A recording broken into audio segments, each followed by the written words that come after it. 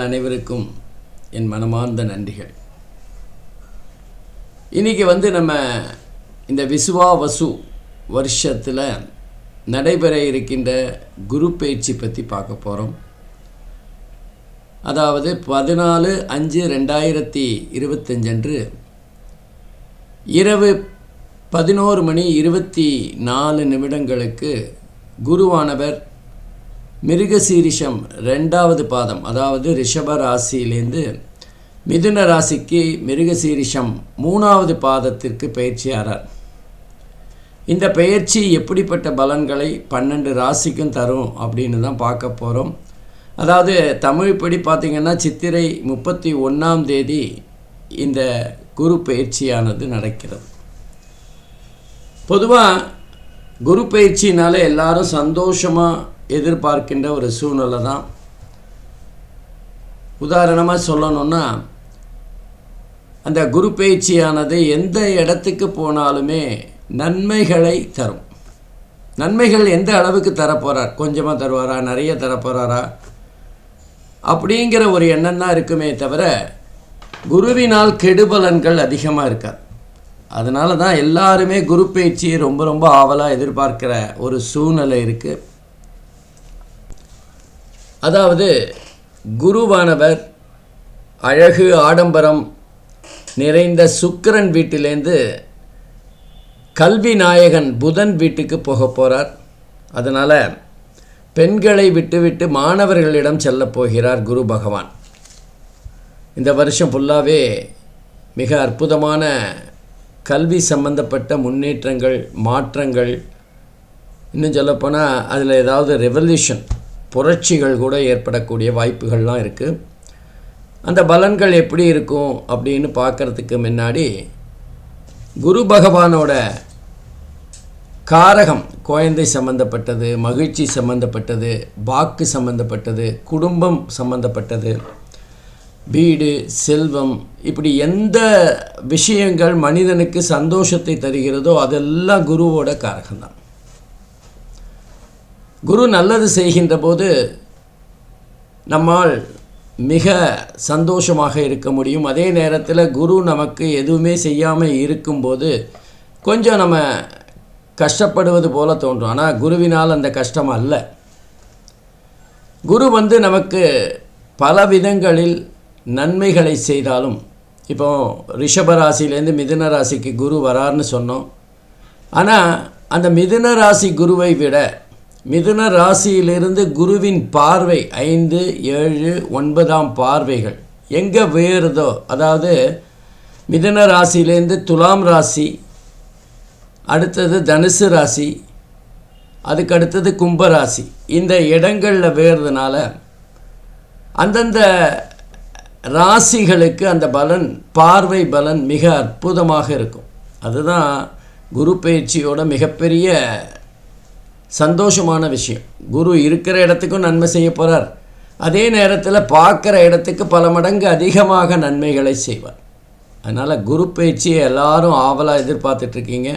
நம்ம ஒவ்வொரு ராசிக்கும் எப்படிப்பட்ட பலன்கள் இருக்குது அப்படின்னு பார்த்துட்டோம். அன்பிற்கினிய தனுசு ராசி அன்பர்களே, குரு பயிற்சி பலன் தனுசு ராசிக்கு எப்படி இருக்கும் அப்படின்னு பார்க்கலாம். தனுசு ராசியை பொறுத்தவரை களத்திரஸ்தானம் என்று சொல்லப்படுகின்ற 7வது வீட்டில் குரு பகவான் சஞ்சாரம் செய்து பலன்களை தர இருக்கிறார்.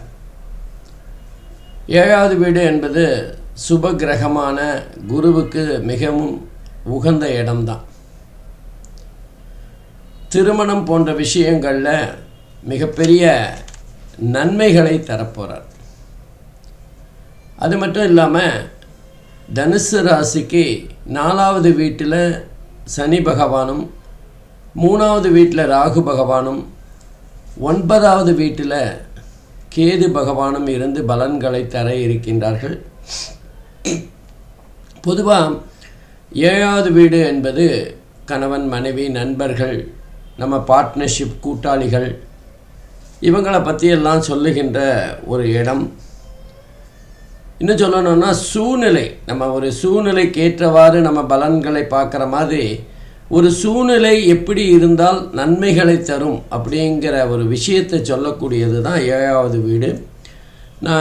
அதே நேரத்தில் காமத்தை பற்றி சொல்லுகின்ற இடம், சமூகத்தை பற்றி சொல்லுகின்ற இடம், அதே மாதிரி முதுகுத்தண்டு சம்பந்தப்பட்ட விஷயங்களை சொல்லக்கூடிய ஒரு இடம். இப்போ குரு பகவான் அந்த 7வது வீட்டுக்கு வர்றதுனால யாருக்காவது முதுகுத்தண்டில் பிரச்சனைகள் இருந்து அதுக்காக சிகிச்சைகள் எடுத்துக்கிறாங்கன்னா அது இந்த காலகட்டத்தில் சரியாகக்கூடிய வாய்ப்புகள் இருக்குது. அந்த முதுகுத்தண்டில் இருந்த பிரச்சனை பரிபூரணமாக குணமாகறதுக்கான வாய்ப்புகள் இருக்குது. நீண்ட நாட்களாக திருமணத்திற்காக காத்து இருக்கின்றவர்களுக்கு திருமணம் நடக்கக்கூடிய வாய்ப்புகள் இருக்குது. அதே நேரத்தில் கணவன் மனைவி உறவு மிக சிறப்பானதாக இருக்கக்கூடிய ஒரு நல்ல நேரம் தான் இது. நண்பர்களுக்காக ஏதாவது ஒரு உதவி செய்வதோ அல்லது நண்பர்கள் மூலமாக ஏதாவது உதவிகள் பெறுவதற்கான உகந்த காலம் அப்படின்னு சொல்லலாம். இப்போ பார்ட்னர்ஷிப்பில் நம்ம ஏதாவது தொழில் செய்கிறோன்னா அந்த பார்ட்னரோட அவரோட பொறுப்பை உணர்ந்து அவர் நமக்கு உதவிகரமாக இருப்பாரா மாட்டாரா அப்படிங்கிற சில விஷயங்களில் இந்த நேரத்தில் நம்பிக்கை ஊட்டக்கூடிய வகையில் பார்ட்னர் கூட்டாளி நமக்கு மிகவும் உறுதுணையாக இருக்கின்ற காலகட்டமாக இருக்கும். இன்னும் சொல்லப்போனால் பார்ட்னரோட நம்பிக்கை பெறுகின்ற காலகட்டமாக இருக்கும். பார்ட்னர் நம்முடைய நம்பிக்கையை பெறுகின்ற காலகட்டமாக இருக்கும். கூட்டு தொழில் மிக சிறப்பாக செயல்படுகின்ற ஒரு தன்மையை பார்க்கலாம். அதே நேரத்தில் அந்த சனி பகவானுடைய அமைப்பு, ராகு பகவானுடைய அமைப்பு, ராகு பகவான் மிக அற்புதமான இடத்துல தான் இருக்கார். 3, 6, 10, 11 ராகு கேது சனிக்கு சிறப்பான இடம்னா ராகு நல்ல 3வது இடத்துல இருக்கிறதுனால முயற்சி ஸ்தானங்கள் நல்ல பெரிய பெரிய முயற்சிகள், பிரம்மாண்டமான முயற்சிகளை செய்யக்கூடிய காலகட்டமாக இருக்கும். அதே நேரத்தில் 3வது வீடு நம்முடைய முயற்சிகள், போட்டி தேர்வு போன்ற விஷயங்களில் வெற்றி பெறக்கூடிய வாய்ப்புகள் இருக்குது. சிலர் அந்த ஷேர் மார்க்கெட்டில் பணம் போட்டு அதன் மூலமாக ஆதாயம் பெறுகின்ற காலகட்டமாக இருக்கும். ஆனால் சனி பகவான் நம்ம நினைக்கிற மாதிரி மிக சிறப்பான இடத்துல இல்லை. 4வது இடம் என்று சொல்லப்படுகின்ற இடத்துல போய் உட்கார்ந்துருக்கிறதுனால தாயாருடைய உடல் நலம் சார்ந்த விஷயங்களை கவனிக்கணும். தாயாருடைய உடல் நலத்துக்காக மருத்துவ செலவுகள் செய்கின்ற ஒரு காலகட்டமாக இருக்கும். அதே மாதிரி வீடு வாசல் போன்ற விஷயங்களில் நம்ம எதிர்பார்த்ததை விட அதிகப்படியாக செலவுகள் வரக்கூடிய வாய்ப்புகள் இருக்குது. இல்லை நம்ம வீடு வாங்குகிறோம் அல்லது நிலம் வாங்குகிறோன்னா அதில் வில்லங்கங்கள் ஏதாவது இருப்பதற்கான வாய்ப்புகள் இருக்குது. கொஞ்சம் அந்த வீடு சம்பந்தமான பத்திரங்களை சரியாக பார்க்கணும், அல்லது அதற்காக இருக்கின்ற விவரம் தெரிந்தவர்கள் இடம் அந்த பத்திரத்தை காட்டி அதை சரிபார்க்க வேண்டும். நம்ம ஏமாறுவதற்கான வாய்ப்புகள் இருக்குது. வாகனம் வாங்கிறது, நிலம் வாங்கிறது போன்ற விஷயங்கள், நம்மக்கிட்ட இருக்கிற வாகனம் அதிக செலவு செய்கின்ற ஒரு காலமாக இருக்கும். வாகனத்தின் மூலமாக பணம் விரயமாகின்ற ஒரு தன்மை இருக்கும். குரு பகவான் 7வது இடத்திலிருந்து அற்புதமான பலன்களை தந்தாலும் அவருடைய பார்வையானது 11, 1, 3 ஆகிய 3 இடங்களில் போயிடுது. ஏற்கனவே ராகு பகவான் 3வது வீட்டில் உட்கார்ந்துருக்கார்.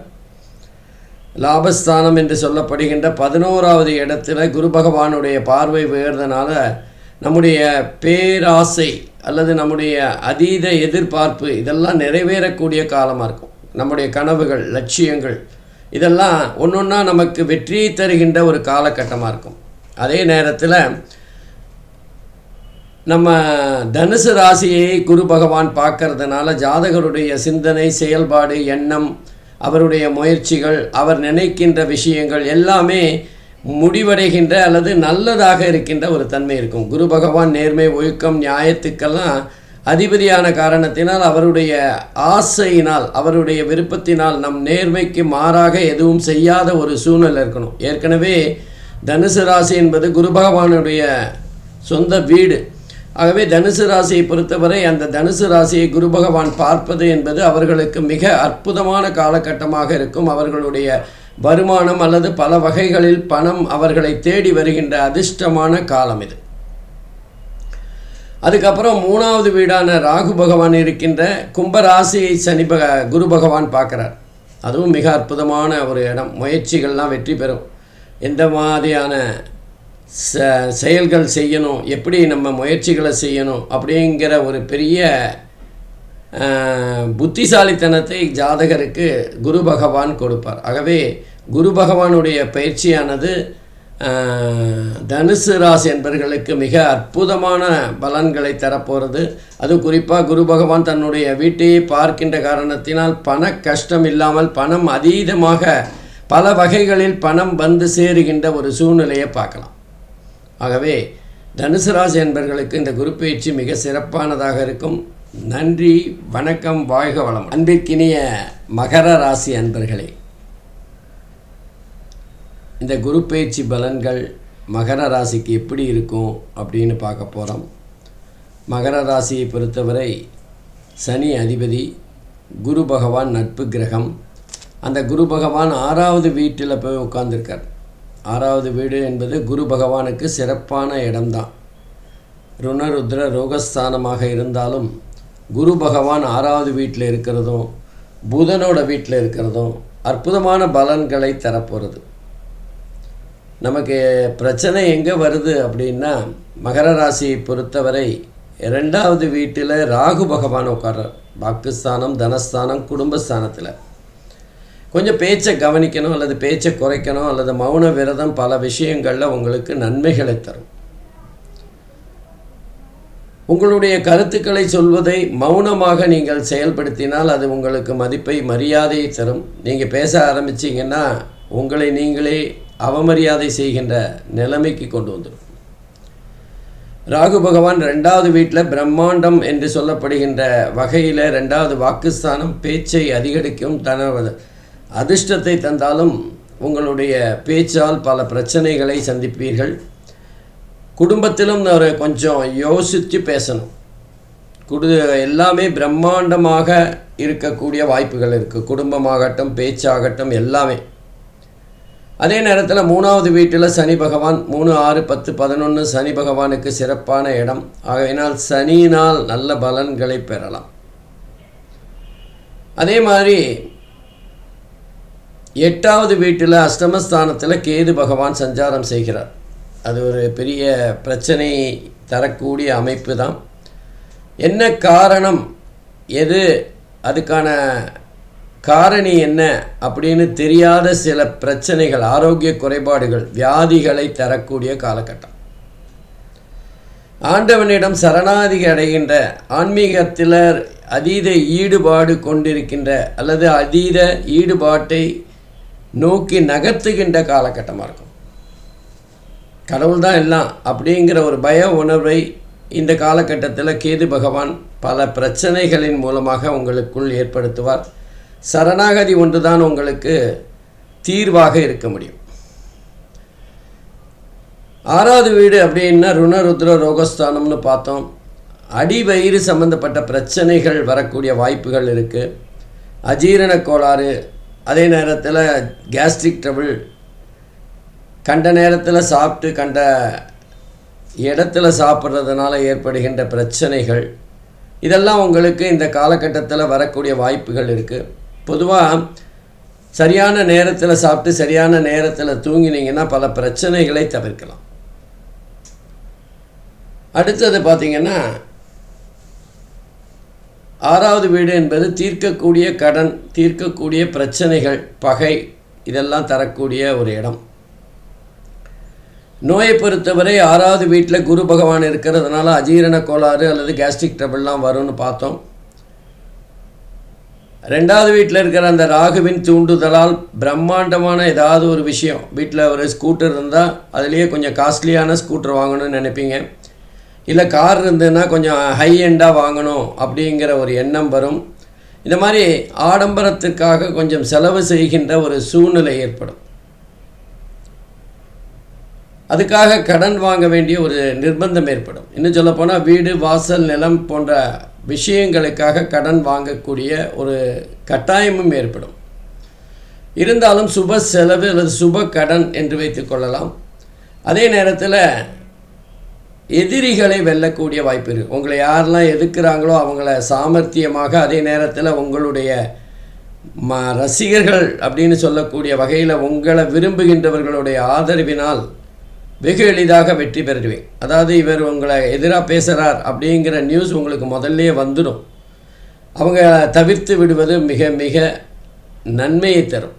தேவையில்லாத பகையை வளர்த்து கொள்வது அல்லது வாதம் செய்வது போன்ற விஷயங்கள் இந்த காலகட்டத்தில் உங்களுக்கு அவ்வளவு பெரிய நன்மைகளை தராது.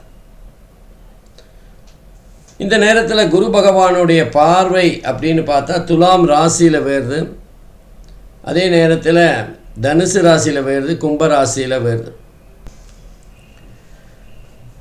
மகர ராசியை பொறுத்தவரை 2வது வீடு மற்றும் 12வது வீடு மற்றும் 10வது வீடு, 10, 12, 2 ஆகிய இடங்களில் குருவோட பார்வை வேறுது ஒரு விதத்தில் நன்மையை தருகின்ற அமைப்பு தான். 10வது வீடு என்பது ஜீவனஸ்தானம், வேலை பற்றிய விஷயங்களை சொல்லக்கூடியது, வருமானத்தை பல வகைகளில் தரக்கூடிய வாய்ப்பை ஏற்படுத்துவார். வேலையில் இருக்கிற ஏதாவது அழுத்தங்களை சரி செய்யக்கூடிய வகையில் குரு பகவான் செயல்படுவார். 12வது வீடு அப்படிங்கிறது மகர ராசியை பொறுத்தவரை செலவுகளை சுப செலவுகளாக செய்வார்னு பார்த்தோம். வீடு வாங்கிறது, வாகனம் வாங்கிறது, நகை வாங்கிறது போன்ற விஷயங்களை ஏற்படுத்துவார். குடும்பத்தில் ஏதாவது சுப நிகழ்ச்சிகள் வரக்கூடிய வாய்ப்புகள் இருக்குது. தூக்கம், நிம்மதியான தூக்கம் வரும் முக்கியமாக. அதே நேரத்தில் 2வது வீடு குடும்பஸ்தானம், தனஸ்தானம், வாக்குஸ்தானத்தை பார்க்கறதுனால உங்களுடைய பேச்சை சாமர்த்தியமாக நீங்கள் பயன்படுத்தி கொள்வீர்கள். குடும்பத்தில் நிம்மதி இருக்கும், பண வரவு அதிகமாக இருக்கும் போன்ற விஷயங்களை பார்க்கலாம். குடும்பத்தில் திருமணத்துக்காக காத்திருக்கிறவர்களுக்கு கொஞ்சம் தடைப்பட்ட பின் திருமணம் நடைபெறும். மற்றபடி இந்த குரு பயிற்சி மிக அற்புதமான பலன்களை தான் மகர ராசிக்கு தரப்போகிறது. மற்ற கிரகங்களின் சுமாரான பலன்களினால் அந்த குருவோட பலன்கள் கொஞ்சம் கம்மியாக இருக்கிற மாதிரி தெரியும். மற்றபடி குரு தன்னுடைய பார்வையினால் மிக அற்புதமான பலன்களையும் ஜாலங்களையும் செய்ய இருக்கிறார். நன்றி, வணக்கம், வாழ்க வளம்.